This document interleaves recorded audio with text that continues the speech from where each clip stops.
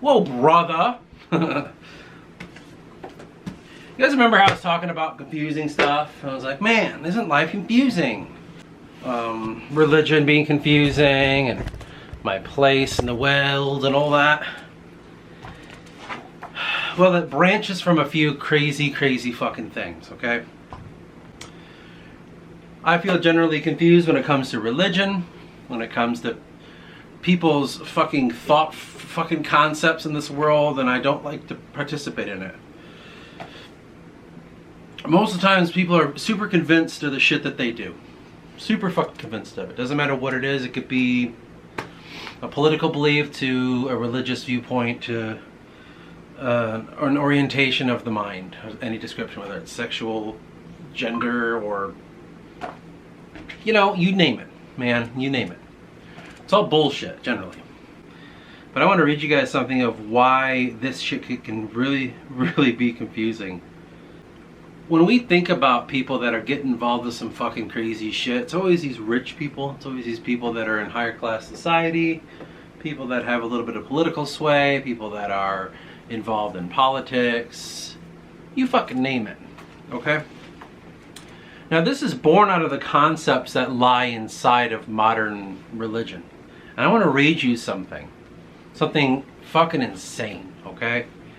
When it comes to, in my mind, so if you watch my last video, whatever the fuck it was called, I think it was called The Realm of Confusion, right? We'll call this part 2. I want to give you just one fucking example of like why I'm sitting there going like, man, I don't know how to trust this shit, okay? This is fucking nuts. Okay. There's a group of people called the Ancient Mystical Order of Rosicrucians.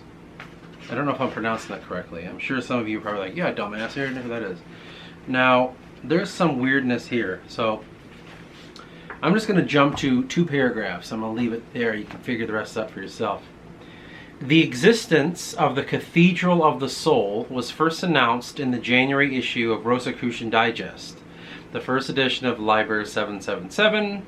The Cathedral of the Soul, its origin, purpose, and programs of service, later renamed the Celestial Sanctum, was written by Charles Dana Dean, 1878 to 1933.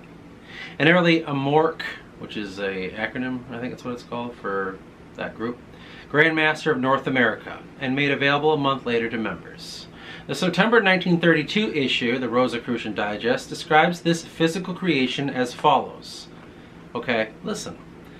It, the Cathedral of the Soul, is an imaginary, ethereal cathedral, first created in thought, and then sponsored and maintained by thought. And it today is a living example of thought power.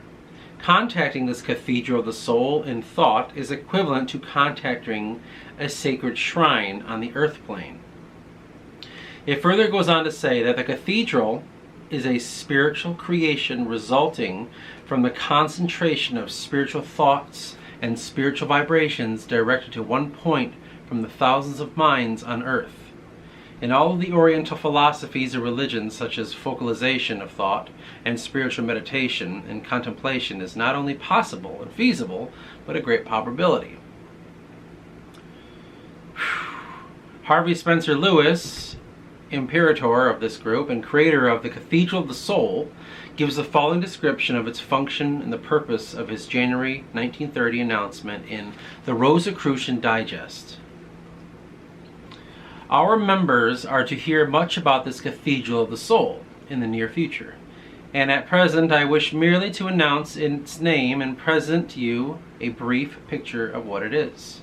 This cathedral is that great Holy of Holies and cosmic sanctum maintained by the beams of thought waves and thousands of our most advanced members, who have been prepared and trained to direct these beams of thought at certain periods of the day and the week towards one center point.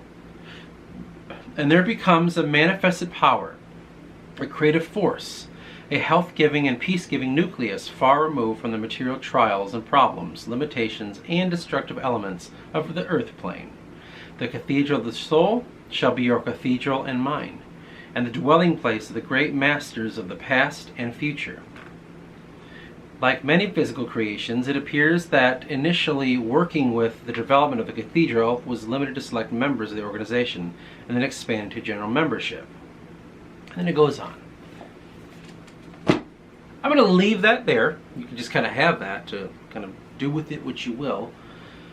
But for me, that is one of the biggest fucking points of why I look at Christianity, Orthodox, Catholic, Protestant, all this shit, and go like, I don't want to trust that. Because I read something like this and I think, if they're doing this for something you've never even heard of, this Rosicrucians, you can look into Rosicrucianism and shit. I think that's the Golden Dawn. I don't remember if that's who that is. I'm not really into the occult stuff, I'll be honest with you. That's just occult stuff. But they're doing it and finding success in it. And if you read more of this crazy ass book, you'll find there's a little bit more examples of weird occult things that come to fruition.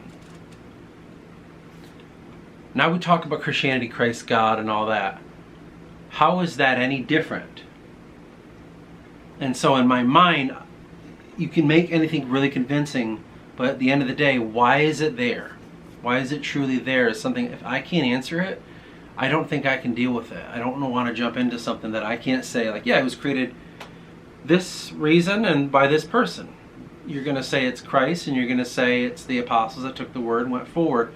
I don't necessarily know if that's true or not, because I can't, it's not about a scientific proof. It's more of like, spiritually, I don't want to damn myself. That's what confuses me. Again, that weird occult shit, we're talking about a cathedral of the soul, this place that they're putting in a thought form outside. In a sense, it sounds like it's outside of the earth plane. I like how they just say it like it's a common thing. Like, yeah, everyone knows there's a plane, and the earth plane, and then there's the beyond plane. So these people are doing this shit knowing damn well that Christianity exists, and still they're going, we're going to set that over here. That's what I'm trying to say.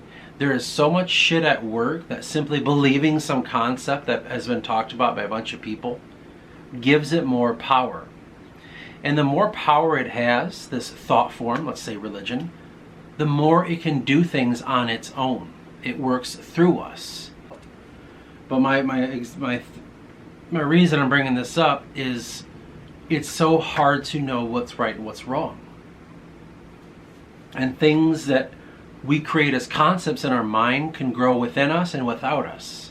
And the longer we do it, the more power can grow within it. And it becomes almost like a manifested, I wouldn't necessarily say entity, but I can't think of the right word.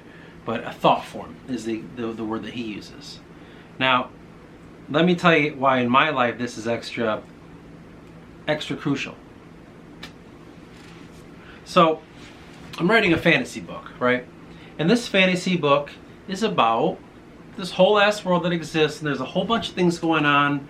I'm doing a series called The Forgotten. I think it's just called The Forgotten.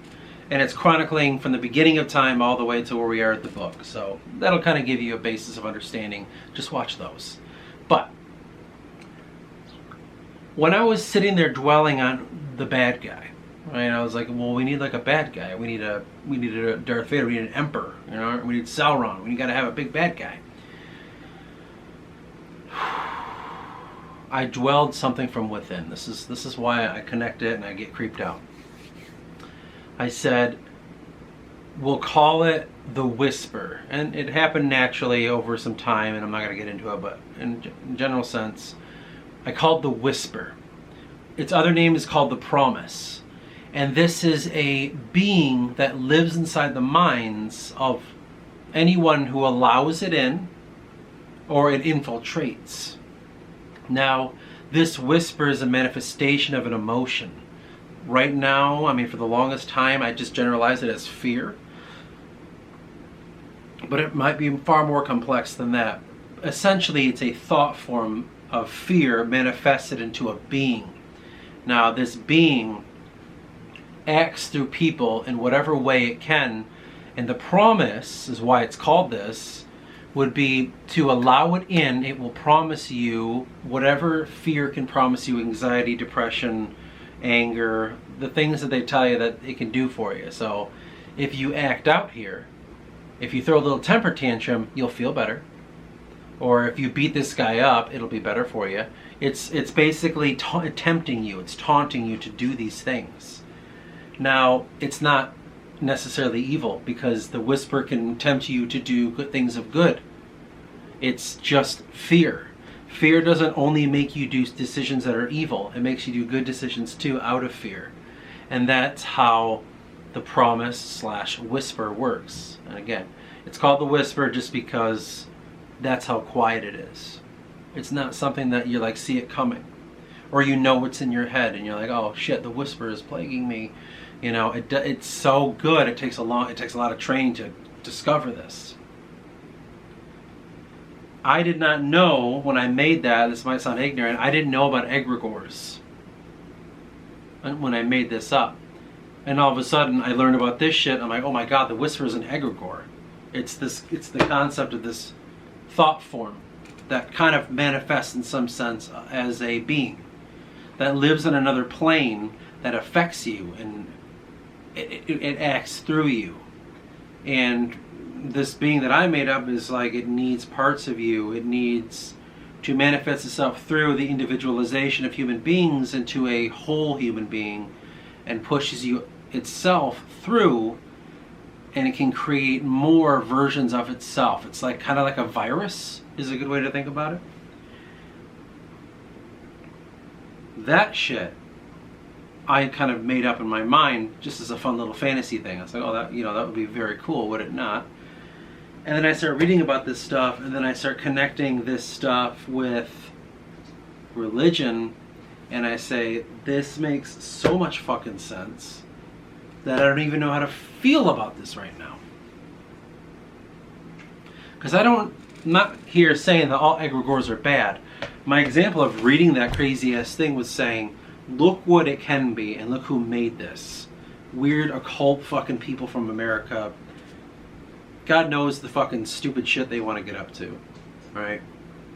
I mean, this has come from the same people that talk about utilizing demons and stuff. I don't know about that. Now, I know when it comes to like Catholicism, for instance, you know, it steers you away from that.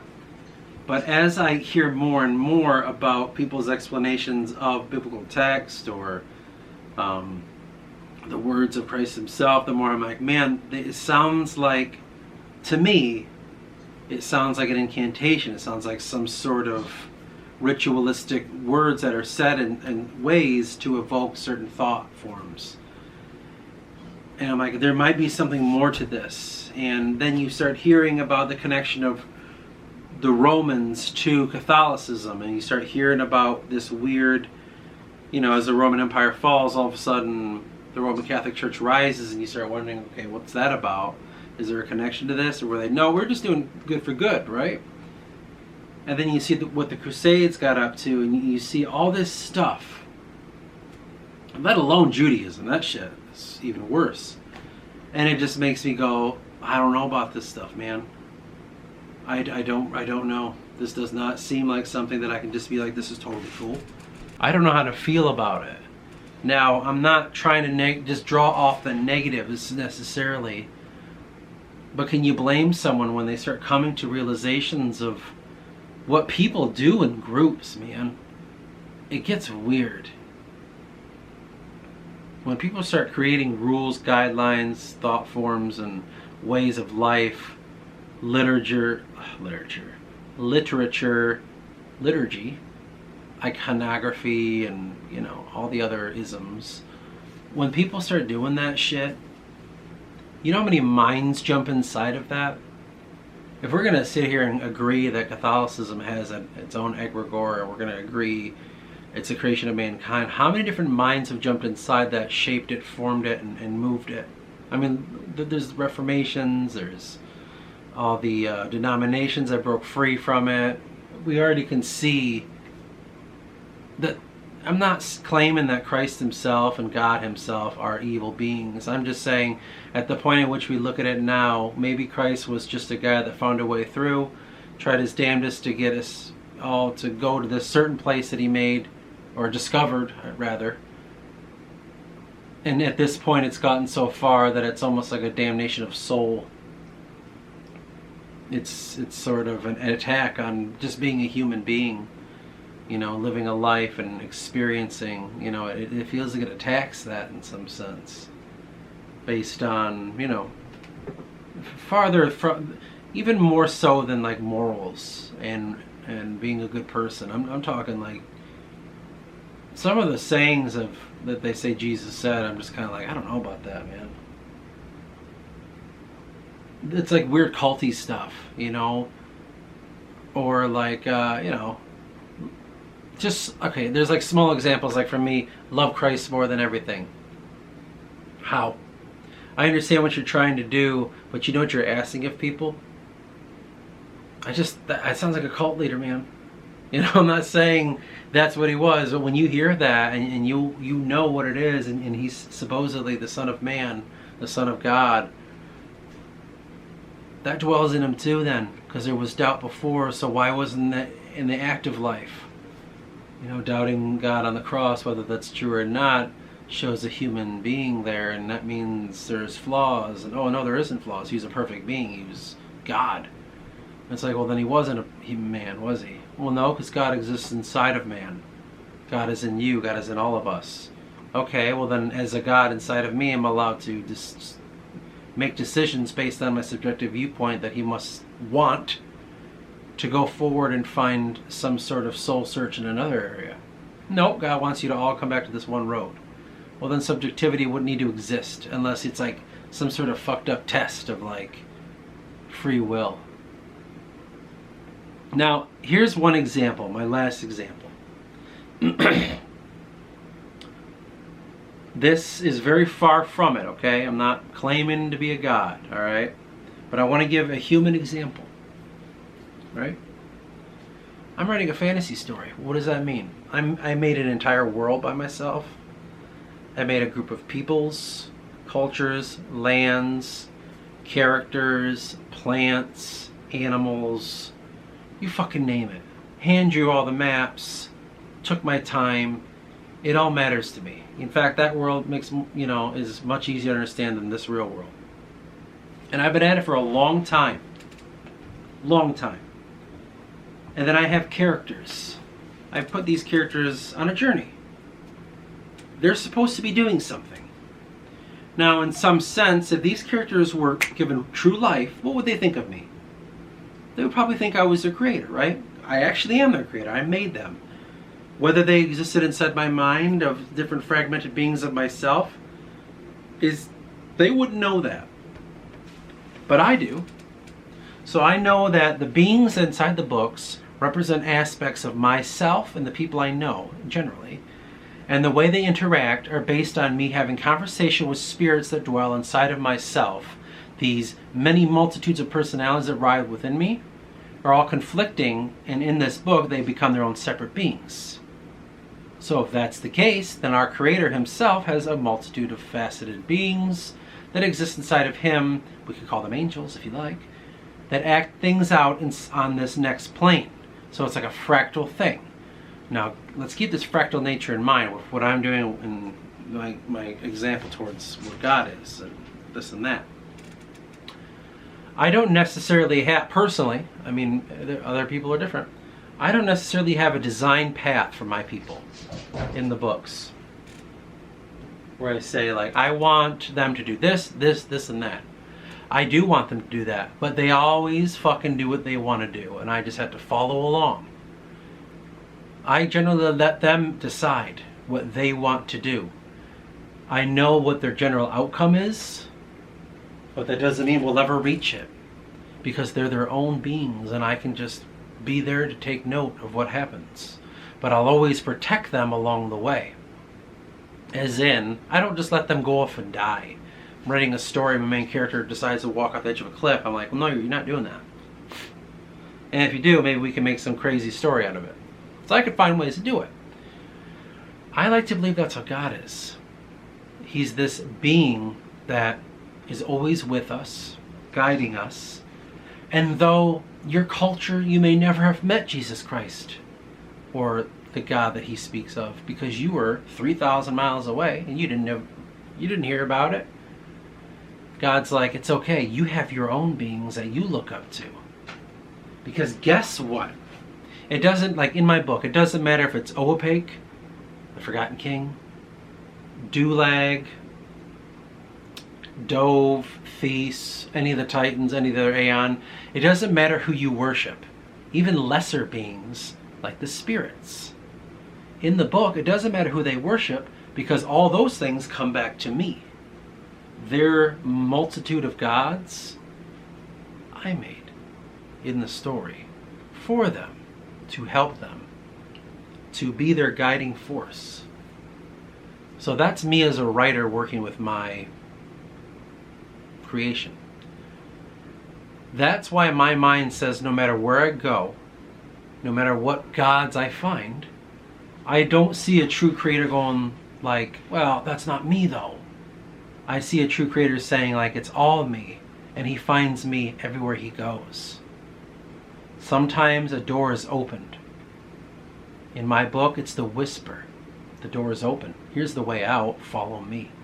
That's like the Christ, if you will. But not everyone's going to follow him. And as a writer, as a creator of my own world, I think, that's fine. You can do whatever you want. I don't care.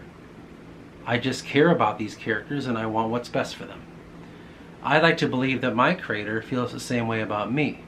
Even though I look at Catholicism and say, I don't know about this, and set it over here, and then I pick up Celtic druidity and weird, I guess you could consider it paganism. I feel like my creator is like, I made all of it. It all comes back to me, so I don't care what road you take, you'll always come back. Because I'm the one controlling all of this. Those gods, those Celtic gods, those are mine. All the other fucking Semitic, or the ones, the Canaanite gods and shit and that, like, it's all his. Maybe the beings that we think are gods, we shouldn't look at that way. Because in my mind, there's a distinct difference between a god and a creator. And that might sound really fucking stupid, but the way that I approach it is that the creator is the creator. Gods, there's a bunch of them. There's a shit ton of gods vying for this and that, but at the end of the day, it's the creator. And the creator is the most silent of them all. Because no matter what we do, this is my belief, take it as you will, no matter what we do, it's always going to be best for ourselves and best for the creator. And I think this will close out the Realm of Confusion 2-part series. And that's that.